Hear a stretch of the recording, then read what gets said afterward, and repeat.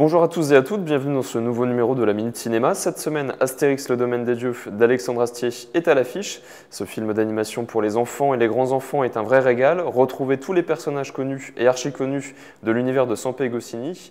Les Gaulois sont toujours aussi irréductibles. Exaspérés par la situation, Jules César décide de changer de tactique. Puisque ses armées sont incapables de s'imposer par la force, c'est la civilisation romaine elle-même qui saura séduire ces barbares gaulois. Il fait donc construire à côté du village un domaine résidentiel luxueux destiné à des propriétaires romains, le domaine des dieux. Nos amis gaulois résisteront-ils à l'appât du gain et au confort romain? Leur village deviendra-t-il une simple attraction touristique? Astérix et Obélix vont tout faire pour contrecarrer les plans de César. Un bras raccourci, il faut qu'on te parte. Il est en réunion. Je peux prendre un message? Et qu'est-ce qu'on peut faire pendant un mix? Place à la civilisation. Leur forêt, on va la déboiser. Oh, j'ai bien une idée, mais je suis sûr que vous n'allez pas vouloir. Et si on collait aux Romains une bonne raclée générale? Voilà, c'était ça mon idée. Tout le monde a été servi, les enfants? Non. Les civils. Un moyen de se débarrasser des civils sans taper dessus. Je vous ai compris! À propos de quoi? D'une manière générale, je vous ai compris. Vous le faites à combien? Un cher carotte. Prix spécial Domaine des Dieux, 40 sesterces. J'achète. Vous êtes devenus une bande d'imbéciles cupides. Bon, on était déjà des imbéciles bien avant les Romains. Ouais! Les Gaulois veulent vivre comme les Romains. Son plan se déroule 1000 fois mieux que prévu. Il y a un village à raser. Vous vous fourrez le doigt dans l'œil jusqu'au cubitus. La ferme Cubitus. Chargez! Le passerai! Le barbu, tu dégages. Il faut voir aussi le bon côté, la motivation reste intacte. Et ça, c'est formidable.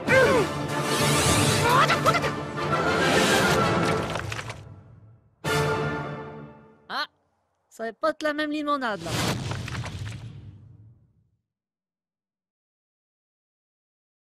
Retrouvez également un superbe documentaire réalisé par le célèbre réalisateur allemand Wim Wenders.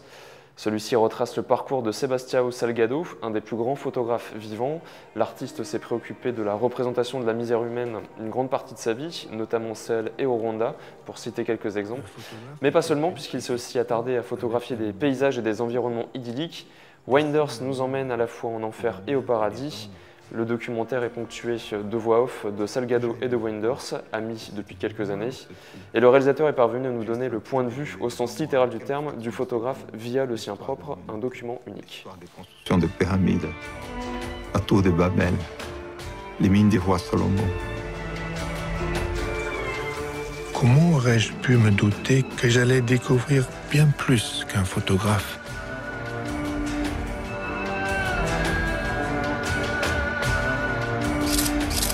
Je savais déjà une chose de ce Sebastião Salgado. Il aimait vraiment les êtres humains. Après tout, les hommes sont le sel de la terre. On est un animal très féroce. On est un animal terrible, nous les humains. Notre histoire, c'est l'histoire de guerre. C'est une histoire sans fin. Histoire folle.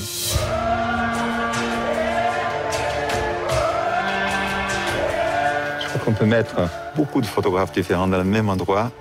Ils feront toujours des photos très différentes.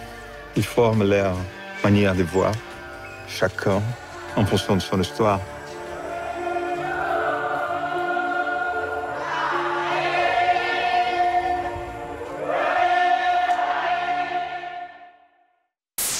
Chantons Bac d'abord est aussi projeté sur nos écrans. À Boulogne-sur-Mer, une ville dévastée par la désindustrialisation et les délocalisations, le réalisateur David André suit quelques lycéens tout le long de l'année avant la date fatidique du bac.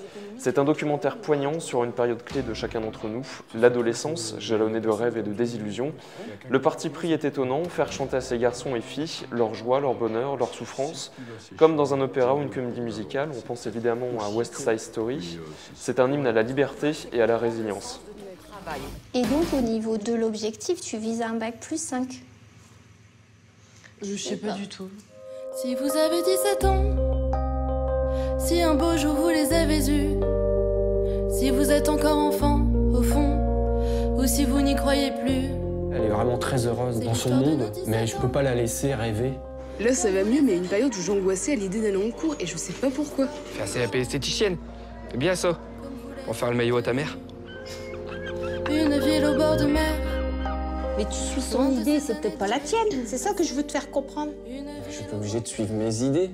Et peut-être que c'est devenu la mienne après tout.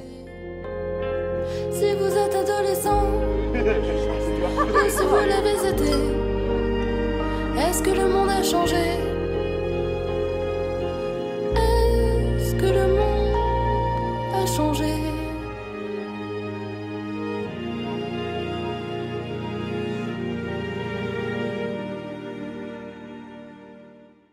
Et enfin, dernière sortie, une nouvelle amie signée François Ozon. L'artiste met en scène la question du genre. Un jeune marié joué par Romain Duris perd sa femme qui a accouché il y a peu de temps. La meilleure amie de la défunte, interprétée par Anaïs Demoustier, le trouve un jour travesti en femme. Dans un premier temps, il porte les habits de la mère morte afin de la faire revivre et calmer son bébé. Ozon joue essentiellement sur deux tableaux, le mélo et l'absurde. Duris, dont le rôle d'une femme est étonnant, il explore évidemment les côtés masculins et féminins de l'être. Film étonnant à découvrir. Prenez vos agendas, dimanche 30 novembre à 11h15, nous faisons une avant-première très attendue du film Paddington et la place coûtera 5,60 €. Je vous souhaite une bonne semaine.